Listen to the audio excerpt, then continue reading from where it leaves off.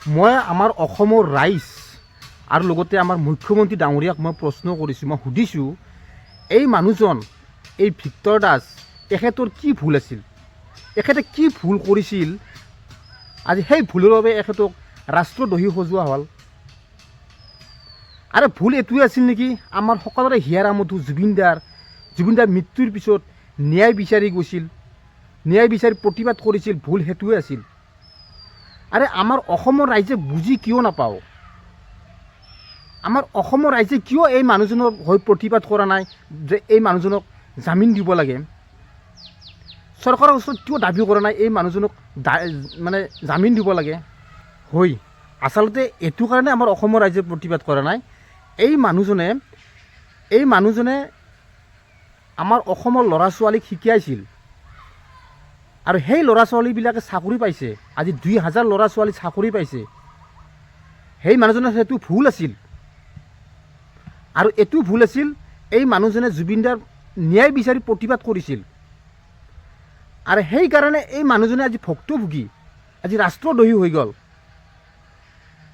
আৰু এই মানুহজনে আজি কি ক'ব লগা হৈছে, মই আজি অকলশৰীয়া, মোৰ হৈ কোনো প্ৰতিবাদ কৰা মানুহ নাই, মই এইকাৰণে অকলশৰীয়া, মই বহুত আমাৰ অসমৰ ল'ৰা ছোৱালীক মই শিকাইছিলোঁ, আজি সেই ল'ৰা ছোৱালীবিলাকে চাকৰি পাইছে আৰু সেই ল'ৰা ছোৱালীবিলাকে আজি মোৰ হৈ প্ৰতিবাদ নকৰে, মোৰ হৈ কথা নকয়। আৰু আমাৰ অসমৰ ৰাইজে আমি ইমান ভাল পাওঁ, ইমান মৰম কৰোঁ আমাৰ মৰমৰ জুবিনদাক, আৰু সেই মৰমৰ জুবিনদাক কোনোবাই হত্যা কৰিলে আৰু সেই হত্যাৰ প্ৰতিবাদ কৰিছিল এই মানুহজনে, সেইকাৰণে আজি এই মানুহজনক চৰকাৰে ৰাষ্ট্ৰদ্ৰোহী সজালে আৰু আমাৰ অসমৰ ৰাইজে আমি চাপ চুপ মনে মনে চাই আছোঁ। আৰু এনেকৈ হ'ব নেকি, এনেকৈ কোনে আগুৱাই যাব? আৰু শুনকচোন, এই মানুহজনৰ দুখৰ কথা শুনকচোন, নিজে মানে ইমান দুখ কৰিব লগা হৈছে, মই আজি অকলশৰীয়া। তুমি জামিন পোৱাৰ সম্ভাৱনা আছে নেকি? জামিনটো পাব লাগে, কাৰণ মইতো ৰাষ্ট্ৰদ্ৰোহী নহয়, আপোনালোক সকলোৱে গম পায়, অসমৰ গোটেই 3.5 কোটি জনতাই গম পায়। আৰু চবতকৈ বেছি দুখ লাগিছে যে এতিয়া মই অকলশৰীয়া আৰু অসহায়, কাৰণ যিখিনি ছাত্ৰ সমাজক মই পঢ়াই কিনে আজি তেওঁলোকে চাকৰি পালে, বা এইবাৰো যিটো ADREত প্ৰায় 2000 মান ষ্টুডেণ্টছে চাকৰি পাইছে, সেই ষ্টুডেণ্টছখিনি মাত মাতিব লাগিছিল। জেনজিক এটা আহ্বান থাকিলে যে at least start Twitter campaign, Facebook campaign, Instagram campaign, you people have lots of power to do. Zubeen friends ক্লাবে তোমাক সহায় কৰা নেকি? সকলোৱে সহায় কৰাটো আশা কৰোঁ মই, সেইটোৱে জয় অসম, আৰু আশা কৰোঁ চবে ভালে থাকক। নিদিয়াৰ কাৰণ কি বুলি ভাবা? মোক এৰি নিদিয়াৰ কাৰণ এটাই যে ভিক্টৰ দাসৰ কলমৰ জোৰ বেছি। মই আমাৰ অসমৰ অসমীয়াসকলক কৈছোঁ, আমাৰ অসমত যিমান কেইজন বীৰৰ নিচিনা যুঁজোৱা মানুহ আছে, চৰকাৰৰ বিৰুদ্ধে বীৰৰ নিচিনা যুঁজোৱা মানুহ আছে, সেই মানুহবিলাকক আমাৰ হিমন্ত বিশ্ব শৰ্মা ছাৰে কি কৰে, দমন কৰে। কেনেকৈ দমন কৰে? এনেকৈ দমন কৰে। গতিকে আমি সকলোৱে এইটো কথা বুজি পাব লাগিব, আমি সকলোৱে আগুৱাই যাব নোৱাৰিম, একজন আগুৱাই যাব বা দুইজন আগুৱাই যাব, আৰু সেই একজন দুজনৰ মাজত আমি অসমীয়া ৰাইজ থাকিব লাগিব, তেতিয়া আমি ন্যায় পোৱাত আমাৰ সুবিধা হ'ব।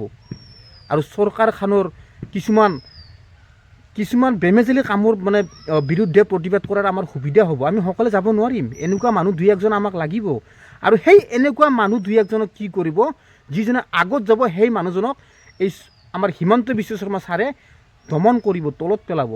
আৰু সেইটো বস্তু আমি অসমৰ ৰাইজে বুজি পাব লাগিব, সেইটো এটা মানে লক্ষণ আমি সকলোৱে জানি আহিছোঁ। আজি এই ভিক্টৰ দাস এখেত এজন টিচাৰ হয়, এখেত আমাৰ অসমৰ বহুত ল'ৰা ছোৱালীক মানে কৰ্ম সংস্থাপনৰ কাৰণে বাট দেখুৱাই দিছে। আজি এখেতৰ ছাত্ৰ ছাত্ৰী আজি ল'ৰা ছোৱালী চাকৰি পাইছে, আজি অলপ আগতে 2000 ল'ৰা মানে ছোৱালী চাকৰি পাইছে, চৰকাৰী চাকৰি। আৰু এই মানুহজনৰ কি ভুল কৰিলে? আমাৰ অসমৰ ল'ৰা ছোৱালী কিমান আগুৱাই যোৱা পথত তেওঁ সহায় কৰিছে, এইটো কি ভুল কৰিলে নেকি তেখেতে? আৰু সেই মানুহজনৰ কাৰণে আমি অসমৰ ৰাইজে আমি কিয় প্ৰতিবাদ নকৰোঁ, কিয় নকওঁ? বহুত বেয়া লাগিছে, মোৰ বহুত দুখ লাগিছে আজি এখেতৰ কথাখিনি শুনি, ইমানে দুখ লাগিছে, মানে এনেকুৱা লাগিছে অসমৰ বুলি পৰিচয় দিব মন নাযায়। মই যে মোৰ অসমৰ যি এজন অসমীয়া, তেনেকৈ পৰিচয় দিব ভাল নালাগে, কাৰণ এনেকুৱা দুখবিলাক দেখা পালে। আজি মই ভিডিঅ' বনাই আছোঁ, কালি যদি মোৰ ওপৰত যদি চৰকাৰে একশ্যন লয়, কিন্তু মোৰ সপক্ষে মানে প্ৰতিবাদ কৰা মানুহ নাপাম। তেনেকুৱা হৈছে, এনেকুৱা হ'লে কোনে আগুৱাই যাব? আৰু আমি এনেকুৱা হ'লে আমি জুবিনদাৰ ন্যায় কেনেকৈ পাম? গতিকে সকলোকে মই আহ্বান জনাইছোঁ, সকলোকে অনুৰোধ জনাইছোঁ, এই মানুহজনৰ হৈ আপোনালোকে প্লিজ সকলোৱে, আজিকালি ছ'চিয়েল মিডিয়া আছে, বহুত ছিষ্টেম আছে, সকলোৱে প্ৰতিবাদ কৰক। এই মানুহজন আজি অকলশৰীয়া বুলি দুখ প্ৰকাশ কৰিছে, কিমান বেয়া লাগিছে, কিমান বেয়া লগা কথা। এই মানুহজনে আমাৰ অসমৰ হৈ বহুত কৰি আছে। আজি জুবিনদাৰ হৈ আমি প্ৰতিবাদ কৰি আছোঁ, কিন্তু সেই জুবিনদাক এদিন আমি কি পাগল বুলি কৈছিলোঁ, মদাহী বুলি কৈছিলোঁ। আমাৰ অসমৰ ৰাইজে বহুতে তেনেকুৱাকৈ কৈছিল। আজি সেই মদাহীজনে, সেই পাগলজনে আজি আমাৰ অসমখনক মানে আমাৰ ভাৰতখনক বুলি ক'ব, আমাৰ ভাৰতবৰ্ষখনক বহুত আগুৱাই থৈ গ'ল। আৰু আমাৰ এই চিন নাপা অসমখনক বিশ্বত চিনাকি হৈ গ'ল। কাৰ কাৰণে? আজি আমাৰ জুবিনদাৰ কাৰণে, সেই পাগলজনৰ কাৰণে আৰু সেই মদাহীজনৰ কাৰণে। আৰু বহুত নাজানা কথা আগতীয়াকৈ শিকাই থৈ গ'ল, কিন্তু আমি সেইটো বস্তু আমি উপলব্ধি কৰা নাছিলোঁ। আমি পাগল বুলি ভাবিছিলোঁ, তেখেতক মদাহী বুলি ভাবিছিলোঁ, কিন্তু তেখেত এজন ভগৱান স্বৰূপ আছিল আমাৰ। ঠিক তেনেকুৱাকৈ আপোনালোকে চিন্তা কৰক, এই ভিক্টৰ দাস তেখেতেও বহুত ভাল কাম কৰি আছে। আৰু আমি তেওঁৰ ভালখিনি কিয় নকওঁ?